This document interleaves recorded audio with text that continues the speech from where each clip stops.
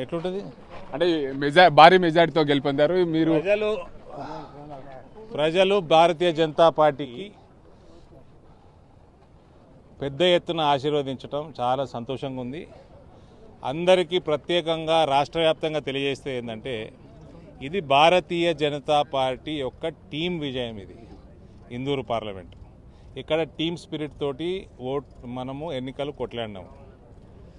ఇక్కడ ఉన్న నాయకులు, బూత్ స్థాయి నా కార్యకర్త సోదరులు, మండల అధ్యక్షులు, ఎమ్మెల్యేలు, ఎమ్మెల్యే అభ్యర్థులు, శక్తి కేంద్రాలు, వివిధ మోర్చాల నాయకులు, వీళ్ళందరూ కూడా అభ్యర్థి కంటే ఎక్కువ కష్టపడ్డారు. This is a team victory. Nizamabad parliament victory is a team victory. ఇక్కడ కాంగ్రెస్ అభ్యర్థి కూడా బలమైన అభ్యర్థి. కాంగ్రెస్ పార్టీలో ఉన్న అందరు అభ్యర్థులలో హైలీ రిగార్డెడ్ అభ్యర్థి.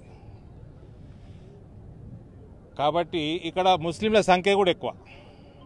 ఉత్తర తెలంగాణలో మీకు అన్ని పోల్చుకున్నట్టయితే హైదరాబాద్ బయట, స్పిన్ సిటీస్ బయట అత్యధిక ముస్లిం ఓట్లు ఉన్న నియోజకవర్గం ఇది. ఇక్కడ ఇంత భారీ విజయం సాధించడమంటే అది ఒక టీం వర్క్ ద్వారానే సాధించినట్టు. మూర్తులకి నేను పాదాభివందనాలు తెలియజేస్తా ఉన్నాను.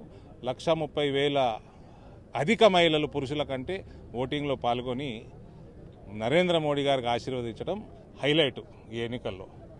యువత అయితే ఎట్లా భారతీయ జనతా పార్టీ, ఎన్ఆర్ఐలు అయితే ఎట్లా మోడీ పరివారమే, రైతాంగం కూడా మొత్తం పసుపు రైతులు అయితే 93,000 ఓట్లు వాళ్ళు వేసుకున్నారు లాస్ట్ టైము.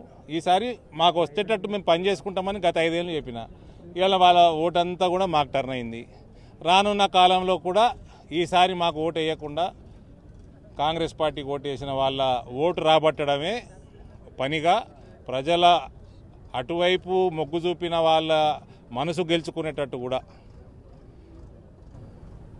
సుమారు ఎన్ని ఓట్లు వచ్చినాయో కాంగ్రెస్కి? 4 lakhs. అలా 2 లక్షల పైన హిందూ ఓట్లు కూడా ఉన్నాయి అందులో. సో అటువంటి వాళ్ళ మనసు గెలుచుకోవటం కూడా పనిగా మేము పనిచేస్తాం. రానున్న కాలంలో మరింత భారతీయ జనతా పార్టీని పెంచుతాము.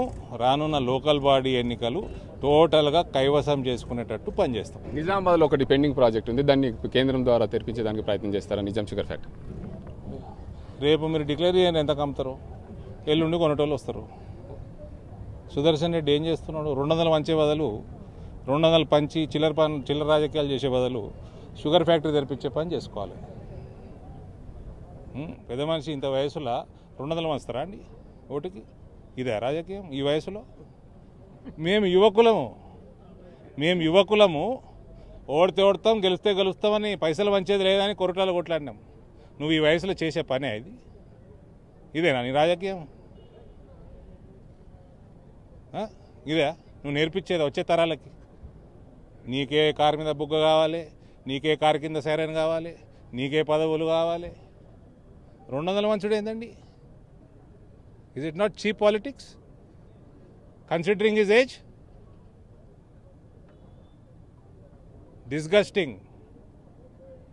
Disgusting MLA, Bodhan's MLA.